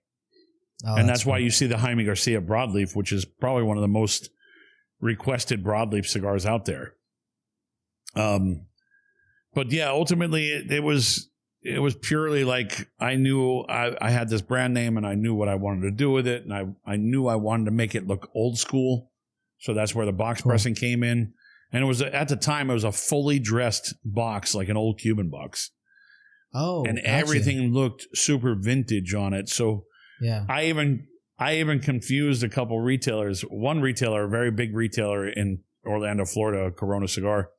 He called me. He says, "You know, when I got your shipment of these new La Riquezas, he actually thought it was an old vintage Cuban that he bought because he buys a lot of old vintage Cubans, Yeah. and they sell them for outrageous prices. And Yeah. when he got the box out, we got him out of the box. He's like, he got confused. He goes, I actually thought it was like an old Cuban that I bought." Did I cut That's out for a funny. second? You did cut out for a second. Quick second. That was weird. I must be sitting on my cord or something. You're good. I was sitting on the cord. There you Oh. go. Yeah, he thought it was an old box of Cubans, and it confused him for a brief second. And he goes, "Well done on the packaging." Do you still smoke any Cubans now, or? Yeah, I still do. Yeah. Just to see what they're doing, Yeah. really, because that's really the inspiration where Tatuaje came from, and it was really about trying to outdo the Cuban market. And still to this day, that's one of my drivers. Like, I still want to make a cigar better than Cuba ever did. And will that happen? I don't know, but sometimes I get people who go, "Holy shit, this is better than any Cuban I smoked." No, we've smoked quite a bit. We've smoked Cubans before too, and I don't know. They just don't. I'm not gonna say they're not good, right? But they just don't hit home for me the way I think people hype them up sometimes. Yeah, I grew up with Cubans from the mid to late 80s and early 90s when I thought they were on their A game. Like, the cigars were just different, and they just had a better flavor profile, and eventually that flavor just started to disappear. Yeah. And they started using younger tobaccos, which ended up giving you a false sense of strength. And it was an easy way to fool people, like, "Oh, this is a stronger cigar." No, it's just got young tobacco in it. Yeah. And then, when I would get into debates with, Cuban snobs, and at one time I was a Cuban snob, so I understood Cuban cigars. And when I would get into debates with people about Cuban cigars, they're like, "Oh, what'd you think of that?" I go, "Yeah, it's got young tobacco in it. I can taste it. They should have never made the cigar with the young tobacco." And they're like, "Oh, well, we would have told you to wait 5 years before smoking it." I go, Yeah. I've read that. "The only thing that's going to change is it's going to be old with young tobacco." Yeah. It's not gonna go through so many steps to really mask that greenness that you have in that tobacco. That makes sense. I can see that. So, what makes a great cigar in your opinion? Balance. Gotcha. Balance. And ultimately, if you are out of balance when you're making a cigar, you will taste it. You'll taste that it's missing something. And it's kind of like if you listen to music and it's out of balance, it's the EQ is off. You're going to hear things that you don't want to hear, or you're going to hear too much bass, or you're going to hear too much treble. So I look at balance very much like the way I look at music. Like, if there's too much treble in a cigar, you're going to taste it. Yeah. If there's too much Ligero for the sake of, just because they wanted too much Ligero in it, you're going to end up burning the back of your throat. Yeah. Like, I won't say that there's a very big cigar company that makes a cigar that has a lot of treble, and really no bass, and there's no mid. So, like, when you smoke it, you get like a needle to the back of your throat. Oh, yeah.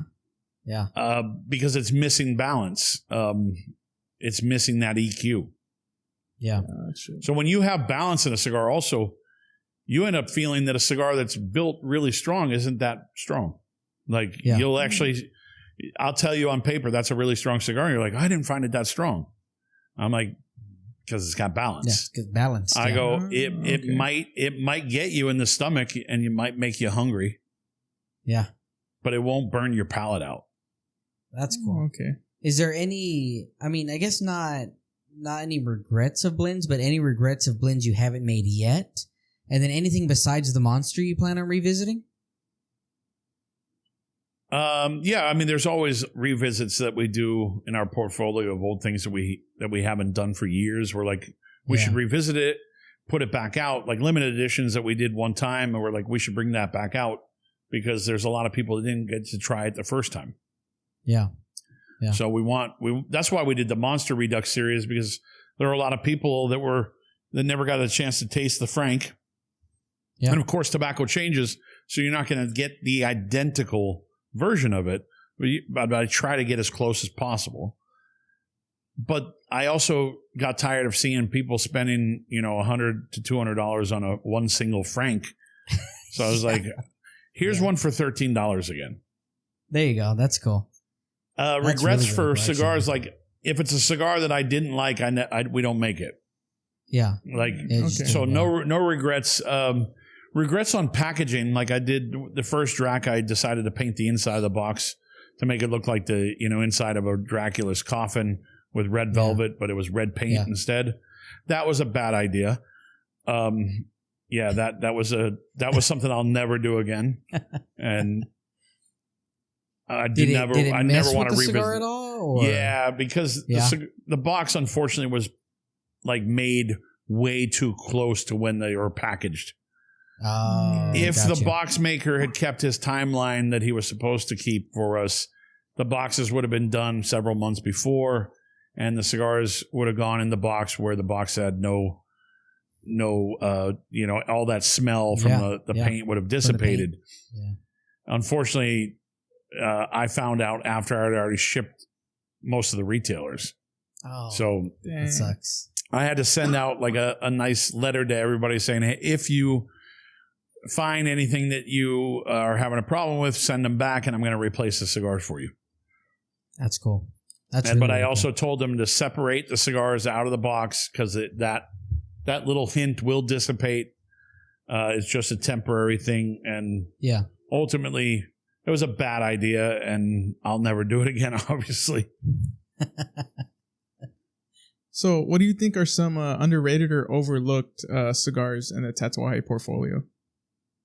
Well, Cabai One's always been one of those overlooked, underrated cigars, but the people who do enjoy Cabai One spread the knowledge about it. Like, there's a retailer in Texas, in Dallas, that's his favorite cigar.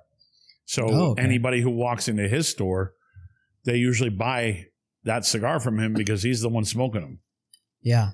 Which retailer? So it's called Elite Cigar. Elite? Okay.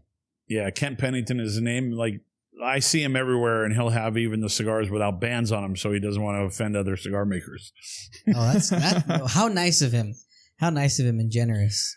But yeah, you walk into his store, and I look at the numbers of his store. He smokes that cigar, and his employees and his customers smoke that cigar also. So you can see it. The proof is in the pudding, where you remember when I talked about, like, when you'd walk into a cigar store and there was someone smoking a cigar, that guy behind the counter would be like, you got to try this. Yeah. Yep. And that's that guy. So a little bit on the industry insight, where do you see the cigar industry headed now, and what are its biggest challenges? Well, the biggest challenge still to this day is the FDA. I mean, it's it's still, even though we got a nice reprieve, it's still, they're going to keep on coming at us. So we have to be on top of that. We've been through the last, post-pandemic years and pandemic years. We've been through this weird boom that's not sustainable. It's just not sustainable. And I think you'll see a slight slowdown, and some brands are going to be affected by it, and some brands will triumph over it. I mean, it will, like the original boom, some brands left that boom and survived it after there was no boom anymore. And then some brands disappeared. Yeah. Yeah. So I don't know. I'd hate to see certain brands disappear, but you never know. You might see some fold. We're very fortunate that we have 21 years under our belt, that we won't seem to go anywhere. Will we shrink a little bit? Probably, because that's just the nature of the beast. of a cigar boom that's unnatural. Eventually, everybody's going to shrink a little bit. Yep. But it's really, if you have long legs, you'll probably survive. Yeah. Bobby? So do you have any advice for like new brands, like new boutique brands starting out? Yeah. I always say this: don't try to force it. Believe in it, and if you believe in it, eventually people will show up and believe in it with you. I've never been good about the hard sell. Sorry, I got ash on me. I was wiping it off. I've never been good about the hard sell. If you make a cigar that you believe in and you're using good materials and you're getting product from a good manufacturer, then eventually people will show up on your doorstep. But don't try to force it, and don't try to make a cigar thinking that you're going to sell a cigar. Yeah. And here, okay, so now my battery of my computer is going, so. Okay. Now, I can get a cord, but I have to kind of like yell to make sure that's going to come through. You're good. It's in power save mode, so at least as long as I get through it, we're good. Yeah, right. As long as I can upload this for you, we're good. Yeah, but ultimately, I believe in there's truth in marketing, and if you truly believe that you're making something special, let people come to it naturally. Don't try to make any cigar to think you're going to sell a cigar, because this is not what this industry is about. This industry is about manufacturers are making cigars for themselves first. Yeah. We make cigars for ourselves first. If we love it, we put it into production, and the bonus is when other people understand what we did. Yeah. Yeah, and they love but it if you too. just make a cigar because you think, oh, I'm going to make this because I can sell it, you're getting into this industry for the wrong reason. Yeah. Gotcha. Yeah. If you could go back, is there anything you do differently? Well, I wouldn't paint the inside of that box. That's for sure. No, I mean, there's little things like, if I went back 21 years, I would have, and I knew more about the way a business ran, I would have probably set up my QuickBooks a little bit better, a little bit more organized. So now, even after 21 years, we're still correcting things that we have to take that thing out of there because it's not auto-populating correctly, stupid shit. Yeah, but more on the business side, I guess. I think everything is a learning lesson, and if you didn't have those mistakes, you don't grow from them. Yeah. So, do you have any hobbies or interests outside of cigars? Well, I mean, wine, obviously. Wine, right? Wine, still music, but I don't play out anymore. Even though my old bandmates still want us to get together to do shows, I'm like, yeah, I'm good. Yeah. My old body doesn't move on stage like it used to. That's fine. And then, I'm not really. I find odd hobbies, like just silly things, but I don't go down. I go down a rabbit hole just to find out, to educate my brain a little bit. Like I'll spend a night researching something. Like I diagnosed a condition I have, like on Google. God. That's why we started Two Guys Rambling, because we're the same way. We find these like little hobbies that we just, dive into and then come on here and talk about them, and people watch for some reason. So besides wine, what's another go-to pairing or that you do with cigars? I mean, even food or whatever it may be. Well, I love bourbon. I love tequila. I love scotch. So I'm all over the place. I have a kind of a vast collection of everything. Yeah. But I've been drinking tequila for, 25 years. So I'm not new to it. The only thing that I've really found more now is I've finally found over the last several years tequilas that don't have additives to them. Yep. And because, when I was drinking tequilas in the early days and sipping tequilas, there's one sipping tequila I still love, and I'll still drink it. And it's probably got additives in it, which is Jose Cuervo Reserva de Familia. It's still like one of the first like old school sipping tequilas. Yeah. And I still order it every place I go because it still hits the mark. I didn't know that there were additives in tequila. Oh, yeah. And not every tequila, them, not every tequila has it. But, you know, I was falling in love with tequilas. I'm like, oh, shit, this is awesome. It doesn't even taste like tequila. It tastes like rum. Oh, because they added, you know, sweeteners to it. There's tequila's, I think, my favorite pairing with cigars because I just love tequila in general. But there is a tequila called Soledad Dos Barricas. Have you had that? Yeah. Yeah? It's finished in a wine barrel, like a French oak wine barrel. Like, do you ever recommend any specific Tatuaje cigars for different occasions for people? Yeah, I mean, ultimately, like not every cigar we make is for everybody, obviously.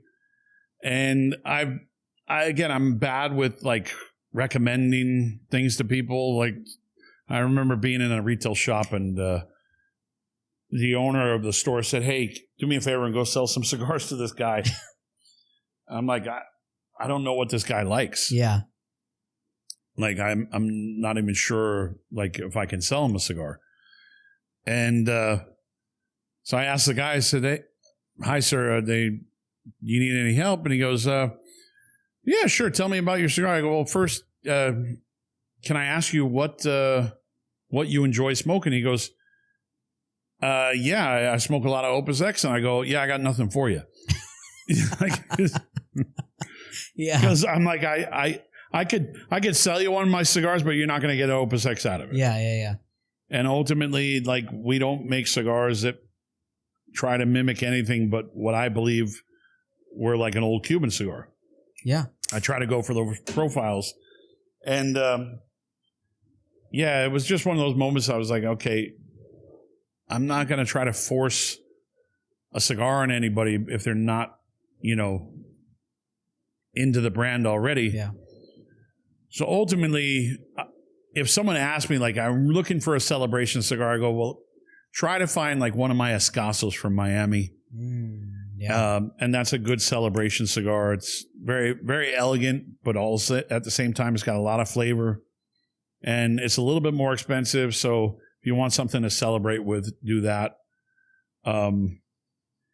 If they know the brand, but they want to move up in strength or down in strength, that's easy to tell because everything's got a map to it. So I can easily say, okay, you want to go up in strength and like really up in strength. They're like, yeah, I smoke your Coho Nu, but I want to see if there's something stronger. I go, try Fausto. Oh, yeah. Because that's a little bit heavier. Yeah, I was fortunate enough to buy one of the Calibri with the Lancero when those Faustos came out, and I still have that Calibri and I haven't smoked it yet. I smoked the Lancero. It came in like a coffin. Oh, the Culebra. Yeah. The Culebra. You confused me with the name. Yeah, sorry. The Culebra. No, Culebra is, snake. Yeah. I still have that, and I've yet to smoke it, man. It's just so badass sitting there, I guess. You already get that one? Do you have any like dream blending collaborations? Nah. I mean, people have asked me that before. Yeah. They always ask me, would you work with someone? I haven't really. I get to work with one of the best in the industry. Yeah. And that's Pepin. So it's hard for me to. And, if I had to go second best, it would be his son, Jaime. So yeah. So I already get to do it. I already get to collaborate with a lot of people. And I've also been in the room when people were making cigars with the family. So it's not like I do things different than with the factory than most people that work with the family already. But the joke came up recently that, now Nick Melillo is making cigars with the family. And we got John Huber in there. It's like, how about a trifecta of you, John, and Nick Melillo? I go, that would be kind of fun. Yeah. But it would have to be something we did out of that factory. That factory, yeah. What about, obviously, favorite non-Tatuaje cigar? I'm going to go right now with a Vegas Cubanas the new version of Vegas Cubanos.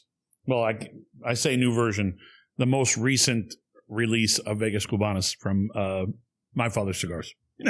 And I guess this one, that's an easy guess. An easy one for me to do because it's because I try to stay within the factory. Yeah. But I love their Fonseca Cosacos. The Fonsecas, yeah.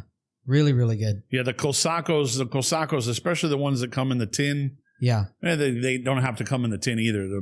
They're the same cigar. Yeah. It's just the ones that comes in a tissue wrap. It's just a great size. And so I find myself gravitating towards those. Again, I smoke within the family a lot. And I think if we go back to the collaboration thing, the dream collaboration that we ended up doing anyways when we did the La Union, which is like the celebration cigar for our 20th anniversary. Yeah, that's cool. Which we have a second one coming out in about 8 months. Oh, damn. Okay, cool. That's really cool. So this is our little rapid fire part. We're getting to the end of the podcast. So part of our rapid fire, cool. I think this is an easy one. If Tatuaje was a musical genre, what would it be? Yeah, I mean, hard rock. Yeah? Yeah. And because I can't say heavy metal because not everything we do is heavy metal, but hard rock for sure. Star Wars or Star Trek? No, Star Wars. All the way. That made my day right there. I want you to know that. If you had a Star Trek Next Generation was a good series, though. Yeah. But Star Wars, yeah. Star Wars all the way. 100%. If you had a superpower for the day, what would it be?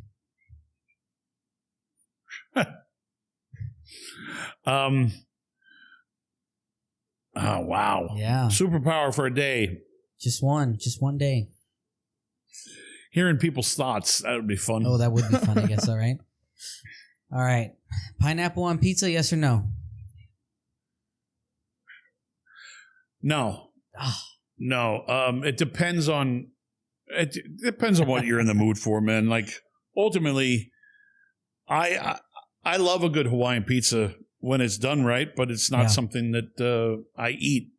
Give me a straight up, salami pepperoni pizza. There we go. And I'm there. Yeah. But I love, if you're talking about pizzas, 100% my favorite pizza is not a traditional pizza, but it's pepperoni and jalapeno. Oh, yeah. I love anything spicy. If you can have a drink with a celebrity or historical figure, who would it be? Live or dead?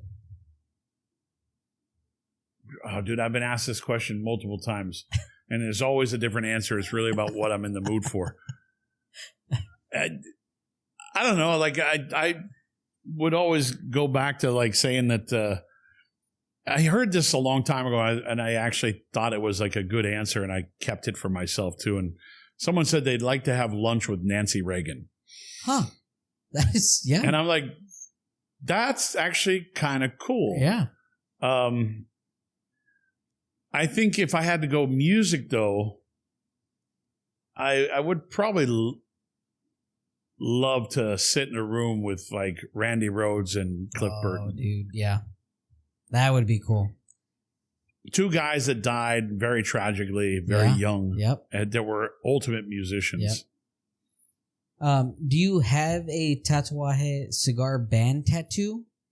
Or would you get one? And if you did, what would it be? I don't have a band tattoo and say I have my logo on my arm, and I have a bunch of fleur-de-lis on my arm. Yeah. Yeah. I mean, I have the mark of the brand on my arm already. I don't know if I'd do a band. Yeah, it's hard. There's logos that I love, like Fausto. Yeah. That's a good one. Yeah. Yeah, I don't know. Like, I'm kind of over my tattoo stage. Yeah. So you don't get any new what tattoos? I have works. I haven't in a long time. Yeah, that's cool. The last tattoos I got were wine tattoos. No kidding. What kind? Bordeaux. I have the symbols of Pomerol and San Emilion on my arm. That's cool. My drink would probably been Napoleon when he was trying to get them to rank the Bordeaux's in first, second. That would be cool. I'd love to see his mind thought of that and how that all went down. Because I bet people... the old classification. Yeah, that would... Okay. Oh, you're going way back. I didn't even go that far back. Oh, shoot. Yeah, I would go... That would be interesting to me, man, to figure out. Because, God...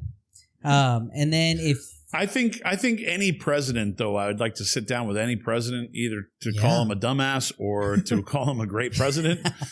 But I would like to know if there's truly a secret president's book. Oh yeah, that you just get right. It's just on the desk when you get there. The Book of Secrets. Yeah, the Book of Secrets. The Book of Secrets. For real. Can I just get 10 minutes? I'm still waiting for that episode of National Treasure. Yeah, no kidding. I think they're making a part 3, actually. I think I just saw that. Side note. I hope so. I think I just saw. I hope so. Like I've been waiting for it. Dude, we're history buffs, man. History, like all the history crap. It's fun, man. It's fun. Yeah, I'm a big Nick Cage fan too. So like, I just want to. I love that. That National Treasure movie, the first one, and even all of them, but the second one too. But I've been waiting for the third one because they led into it. Yep. They actually gave you the teaser in the second one, and they never. 20 years went by, and they still haven't given us one. If you were commissioned to create a new cigar, vitola, or shape, what would it be? Dude, I think every shape has been done before. Done already, right? Yeah, I don't. If someone came to me and they said they wanted a cigar made, I would ask them straight up, "What do you want?" Yeah, what? Because I'm not gonna. I'm gonna tell you what I can do with that size and shape, but ultimately it ends up being in the hands of the person that's made for. Yeah.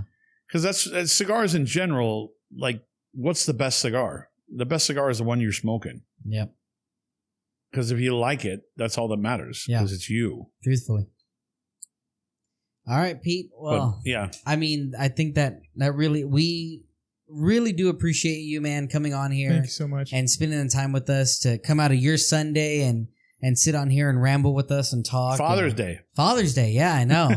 I know. You should have seen the look on my dad's face, and I was like, dude, I just need a couple of hours in the morning, and then we can go do whatever you want. But he got a new gun safe for Father's Day, so. The fact is, like, today it's actually sunny, but it's been pouring down here. Oh, really? Damn. Like, just pouring rain, miserable. Yeah, we'll send some of that over this way because we need it. We haven't had. Yeah, man, we ain't got no rain over here. Oh yeah, you can have it. Yeah. But you can have it. We appreciate you coming on. I mean, longtime supporters of the brand. We love the brand. We love the stuff that you do. You've been absolutely a badass here on this episode, and love to see you when you come down here to San Antonio whenever we get anything like that going, and would love to be able to meet you in person. But we really do want to thank you for coming on. Any last thoughts? Anything you think? No, but it has been a long time since I've been to San Antonio, so I need to get there eventually. Yeah. There's a lot of great people down there that I truly enjoy hanging out with, and I love Keith Rumbo. I think he's one of my favorite people in the industry. Yeah. I don't know if he's around the shop a lot, but he's a great guy to hang out with. We hang out with him every Thursday. Yeah. He's just great. Yeah, man. he's awesome. Javi, you got anything? No, thank you. Appreciate you for your time.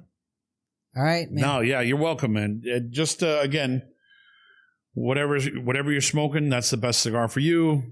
Don't let people force anything on you. If you like it and someone else doesn't matter. You like it. Yeah, that's it. There we go. 100%. That's what's great about cigars. It's an individual thing, and eventually, if people understand what we do and like what we do, that's the bonus. Yeah, completely agree with you. Well, that's it with us from Two Guys Rambling. Want to thank Pete Johnson again for being here for the day.